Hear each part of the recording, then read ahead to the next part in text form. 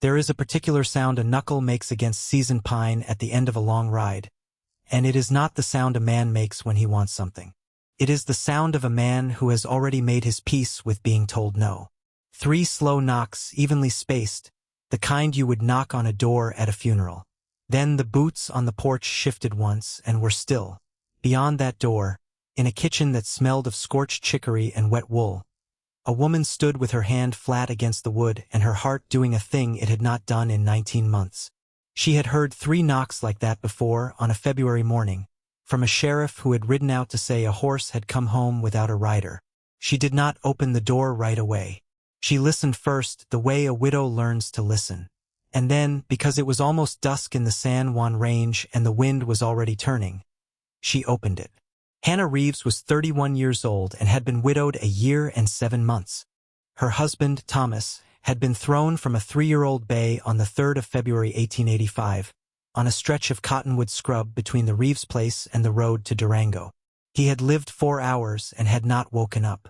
She had 82 acres of grass, 41 head of mixed shorthorn cattle down from 73 the year before, a leaking east barn, a well that ran clean, and 2 children. She had $11.30 in a tin behind the flour, and a mortgage of $180 owed to the Durango Bank of Commerce, payable in September, 2 months and 11 days away. She had sold her wedding silver. She had not told the children. In the doorway now stood a man she did not know. He was tall and lean and had ridden a long way, and he held his hat in front of him with both hands. He said his name was Elias Ward, that he had come from a ranch outside Pueblo where the outfit had broken up, that he had heard in town there was a place out this way that might need a hand through calving and mending season. He said he would work for meals and a corner of the barn, and that he would leave without a word if she said the word. He did not smile. He did not step forward. He waited. Hannah looked at him and then past him, at the saddlebags on a gray gelding tied to her hitching post, and at the way the horse stood square on all 4 feet, and at the way its coat was combed. She had learned in 19 months that you can tell a great deal about a man by the condition of his animal. She said, without meaning to say it yet, "Come in out of the wind." He said, "Ma'am, I do not want to bring trouble into a house I have not been invited into." And she said, "Then you already have not brought it." He wiped his boots twice, 3 times, and stepped inside. He had been in the kitchen 14 minutes when the boy came in from the pasture running and crying. Sam was 9 years old and small for his age and did not cry, as a rule, and so Hannah stood before the boy had finished the first word. A heifer had gone down in the mud at the low end of the west pasture with her calf half-born and the wrong way around, and Sam had tried to pull and could not, and the heifer had stopped fighting. Elias set his hat on the table and asked the boy 2 questions. How long has she been down? Which way is her head? Then he was out the door and walking, not running, because a man who has done this before knows that running spends what you will need. Hannah followed with a lantern and a length of clean rope and the girl, Lucy, on her hip. The heifer was in the mud past her hocks and her eyes had that flat look, and Elias knelt in the wet without hesitating and put his hand where it needed to go and did not talk for a long time. The calf came out backward and blew and did not breathe. Elias cleared its throat with 2 fingers and lifted its hind end and swung it gently, once, twice, and set it down and rubbed it hard with the front of his shirt, and the calf coughed and then it bawled, and the heifer, hearing that sound, tried to stand and could not, and Elias sat back on his heels in the mud and said, "Easy, mother, easy," in the voice you use when you are not sure if anyone is listening. He got her up on the 3rd try. Hannah watched from 10 feet away with the lantern held out and her hand on her son's shoulder and did not say anything at all, because she had learned in 19 months that some things you do not thank a person for right away. You wait and you watch and you see if they do it twice. That night, after the lamp was blown out, Sam stood in the doorway of his mother's room in his stocking feet and said, "Mama, is he going to stay?" Hannah lay in the dark a long time. She said, "We will see." And Sam said, "I think he already did." He said it the way a 9-year-old says a thing bigger than he is and does not know it yet, and his mother heard it and closed her eyes and did not correct him.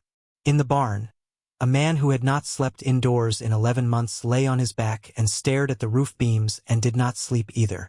A house does not become a home by being entered. It becomes one by being tended.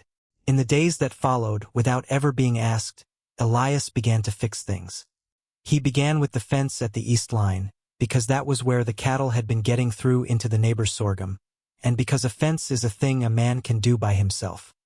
He cut new posts out of lodgepole pine at the head of the draw and carried them down 2 at a time across his shoulders, 6 trips a morning, and set them deep the way a man sets a post when he does not plan to reset it in his lifetime.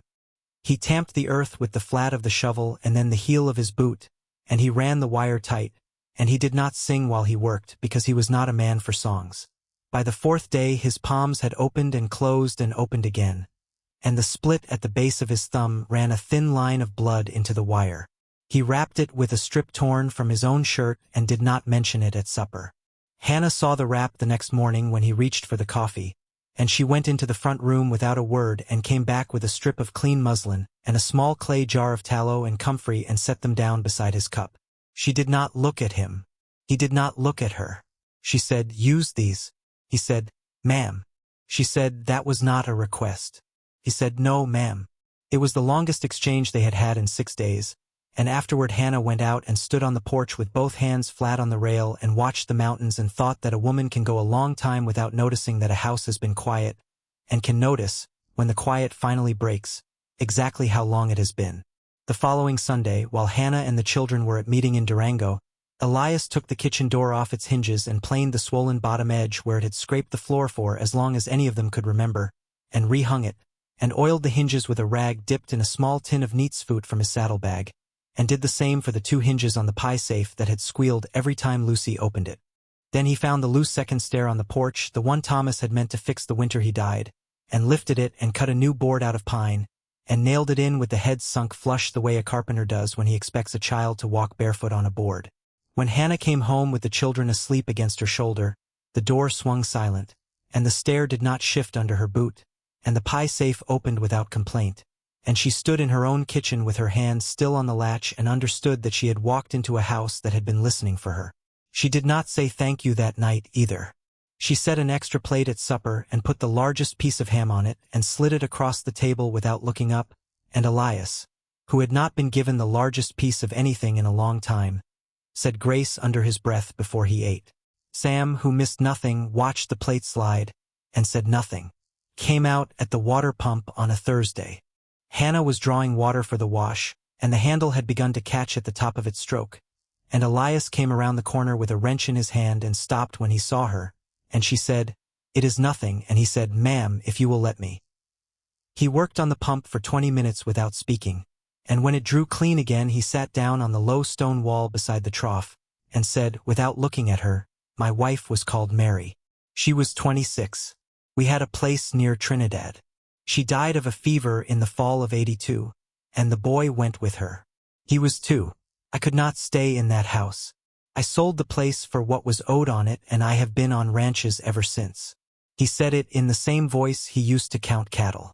Then he looked at his own hands and said, "I do not tell it, as a rule, because it does not make a man a better hand to have told it. I tell it now because you have let me into a house with 2 children in it, and you had a right to know who was sleeping in your barn."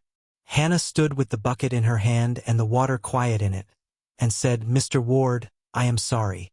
He said, "So am I, ma'am." He got up and touched the brim of his hat, and went to finish the mending on the east fence. Grief doesn't leave. It just learns to share the house with other things. On a Saturday in mid-August the 4 of them rode into Durango together, because Hannah needed lamp oil and salt, and because Sam had grown out of his boots. Ruth Mercer, who kept the dry goods and knew every wagon in the valley by the sound of its axle, looked up over her spectacles and said, "Well now, Hannah Reeves, is that your new hand or your new husband?" She said it warm, but the shop was full and the shop heard it. Hannah's face did not change. She said, "That is my new hand, Mrs. Mercer, and he does not eat like a husband." Elias, standing 3 feet behind her with Lucy on his hip, did not laugh, but his mouth moved once at the corner. Sam heard the exchange from beside the candy jar and filed it away, the way a 9-year-old files a thing he will bring up later at a moment of his own choosing. That was the first time the line was spoken in the valley. It would be spoken twice more before the leaves turned, and each time it would weigh a little more than it had the time before. Cyrus Holloway rode out to the Reeves place on the 2nd Tuesday of September. He came in a light buggy with a black gelding in front of it and a folded paper in an inside pocket of his charcoal wool suit, and he wore his flat black hat in his hand as he came up the path. He was a cattle buyer out of Pueblo who had been buying up quarter sections along the Animas for 2 years, and he did not raise his voice, ever, because he had never had to. He said, "Mrs. Reeves, I have come to make you a fair offer for this land. I know your circumstances. I know what is owed to the bank in September. I have here a draft for $240, which would settle your mortgage and leave you $60 for a rail ticket east, where your sister is, and where the climate would be kinder to your children than another winter in the San Juans. I wish only to say that this offer is fair, and that it is in your best interest, and that I will not be able to make it again after the 15th. Hannah held the porch rail with her right hand and did not answer for a moment. Behind her, Elias stood with his hat already on because he had been on his way to the barn, and he did not say a word, because a hand does not speak in front of the woman who owns the place unless she asks him to. Hannah said, "Mr. Holloway, I thank you for the consideration. I will send you my answer by the 10th. Holloway inclined his head and said, "Madam, that is more than I could have asked," and he got back into the buggy and drove away at a pace that suggested he had not, for one moment, ever really believed she would say no. That night Hannah went out to the barn with a lantern, because she could not sleep, and because there was a thing in the loft she had not touched since February of the year before. It was Thomas's carpentry chest. Elias was sitting on an overturned crate with a piece of harness across his knee and a needle in his hand, and he stood up when she came in and she said, "Sit down, please." She climbed the loft ladder with the lantern and came back down with the chest in both arms, and she set it on the barn floor between them, and she said, "My husband was a fair carpenter. There is a window on the east side of the house that he meant to build for the children's room, so that the morning light would come in on Lucy's side. He worked on the frame in the winter of '84 and then he did not. His tools are in here. If you have use for them, they are yours." Elias looked at the chest a long time. He did not open it. He said, "Ma'am, tools are a personal thing. They go where the man meant them to go." He said, "If you will allow it, I will finish the window. And when it is done, the chest goes back in the loft and stays yours, and the tools stay his." Hannah did not cry then, because Hannah Reeves did not cry in front of anyone anymore. But she stood there with the lantern held down at her side, and she nodded once, and she said, "Thank you, Mr. Ward." And Elias, still seated on the crate with the needle in his hand, said, "Ma'am, you have not once thanked me until now, and I would ask that you do not begin now, because you have already thanked me every day at your table, and a man does not need to be thanked twice for the same meal." He built the window over 11 days. He worked in the mornings before the heat and in the evenings after the stock was in, and he used the plane and the chisel and the small brass square that had belonged to Thomas Reeves, and he did not use them roughly. He cut the frame out of clear pine and mortised the joints by hand, because a joint held by wood into would outlast a joint held by anything else. He set the sash so the hinges opened east, and he glazed the pane with glass he rode into Durango for on his own time and paid for out of the $6 he had in the world, and he did not mention that either. On the 12th morning, before the sun was up, he came in quietly and lifted Lucy out of her bed and carried her to the far side of the children's room, and set her down on the small rag rug there, and sat down beside her, and they waited. When the first light came in through the new glass, it fell on Lucy's face and on her hands folded in her lap, and Lucy, who was 6 and shy, leaned against his arm without asking permission, and said, "Is that the son?" And Elias, who had buried a 2-year-old boy in the fall of '82, said, "Yes, little one, that is the son. That is what love looks like when it doesn't announce itself. It just quietly faces east." Hannah stood in the doorway with her hand over her mouth and did not go in, because she understood that this was not her moment. It was the child's, and it was his. Cyrus Holloway came a second time on the 8th of September, and this time he did not come alone. He came with a young man from the Durango Bank of Commerce named Perry, who was decent and did not want to be there and could not meet Hannah's eyes on the porch. Holloway said, "Mrs. Reeves, I have come with the bank's gentleman to be sure there is no misunderstanding. I have raised my offer. $280 now. That is a fair figure. That is more, I would submit, than this land has been worth in any spring in the last 4 years." He said, "I am told there is now a hand on the place. I am glad of that, but a hand is not a husband, and a hand does not sign a note, and September is 9 days out.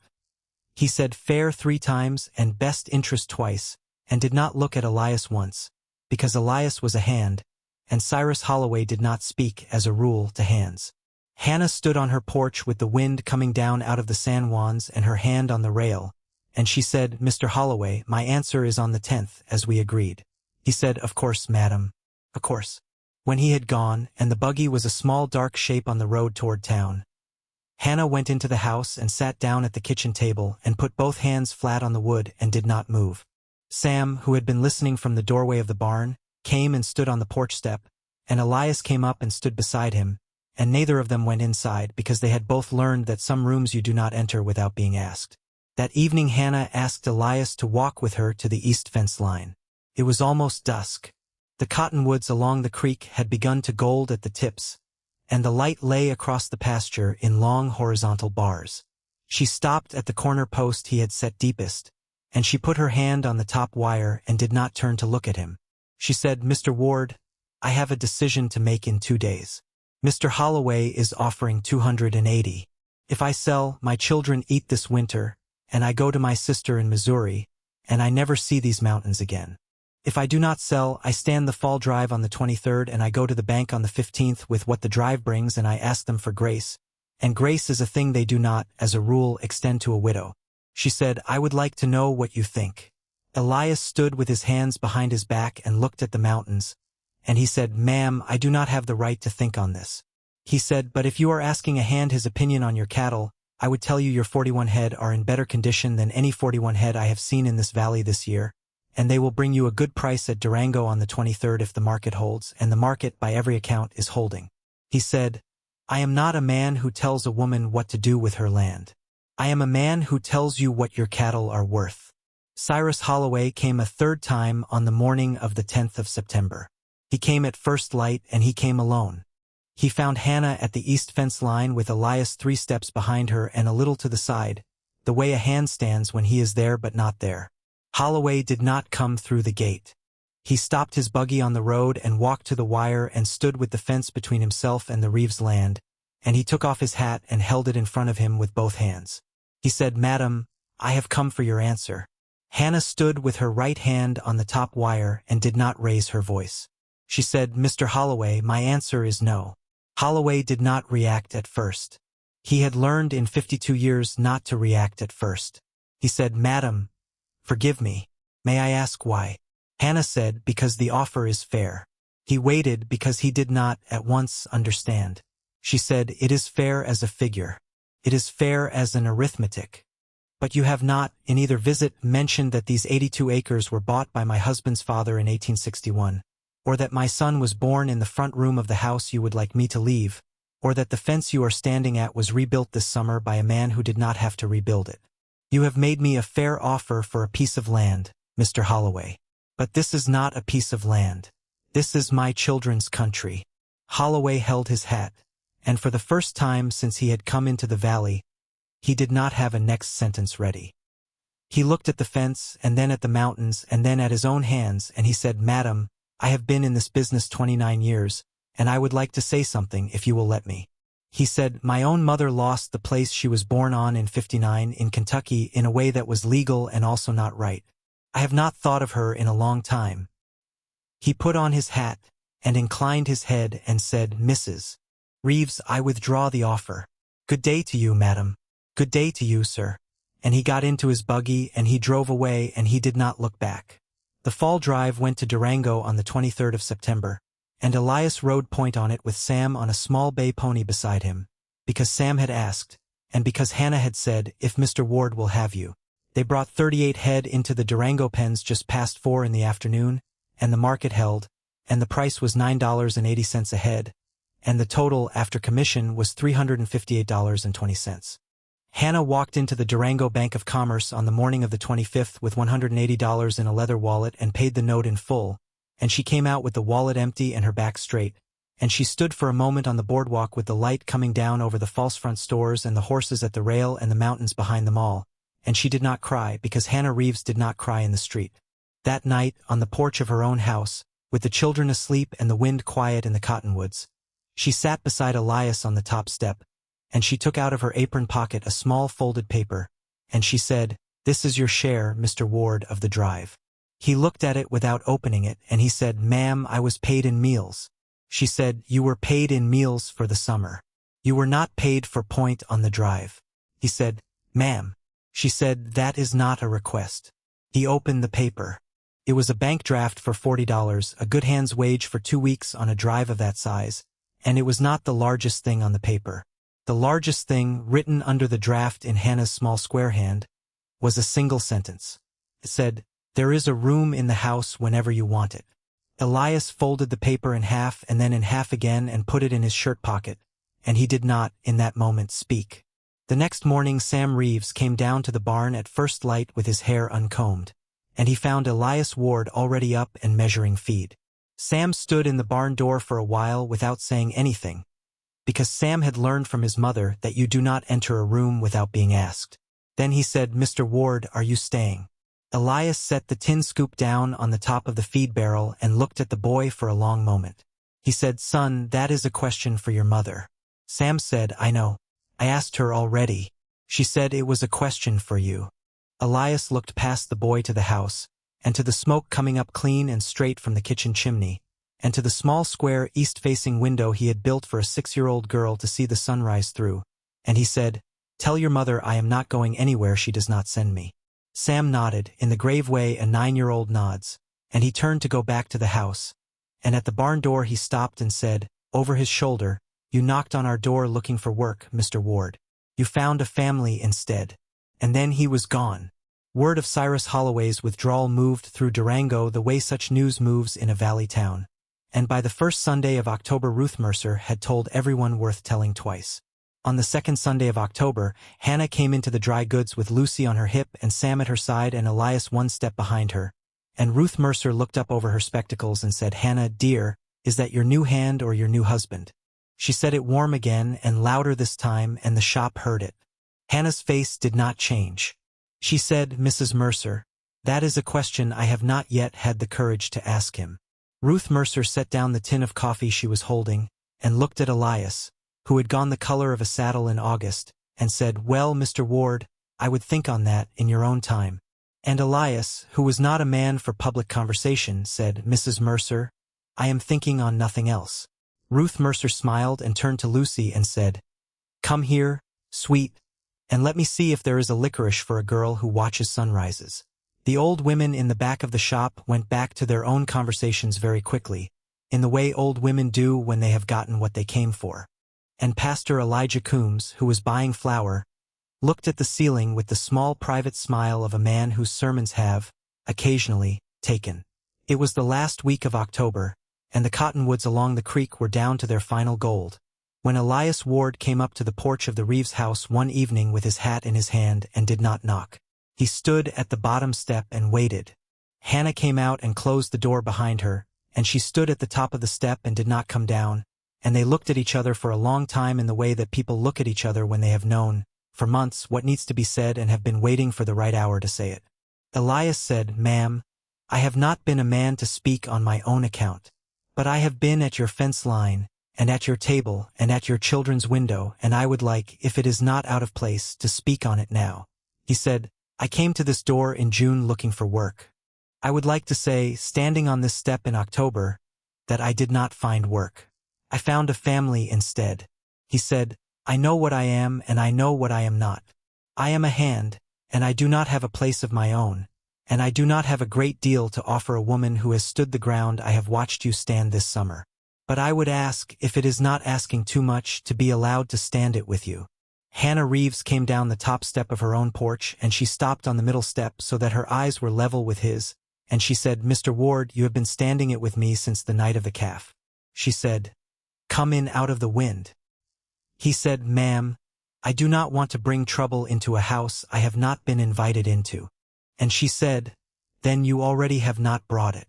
They were married in the front room of the Reeves house on the 14th of November, by Pastor Elijah Coombs, with Ruth Mercer standing witness for Hannah and a foreman out of Pueblo named Cowboy standing witness for Elias, and with Sam and Lucy on either side of their mother in their Sunday clothes.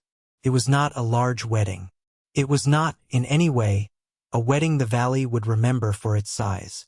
But Ruth Mercer told the story of Elias Ward and Hannah Reeves for the rest of her life, and she told it always the same way, and she began it always the same way. She would set down whatever she was holding, and she would look over her spectacles, and she would say, well, the cowboy knocked on her door looking for work. He found a family instead. That is what love looks like when it doesn't announce itself. It just quietly faces east. Grief doesn't leave. It just learns to share the house with other things. A house does not become a home by being entered. It becomes one by being tended. And a man is not measured by what he says at the door. He is measured by what he mends after he steps inside.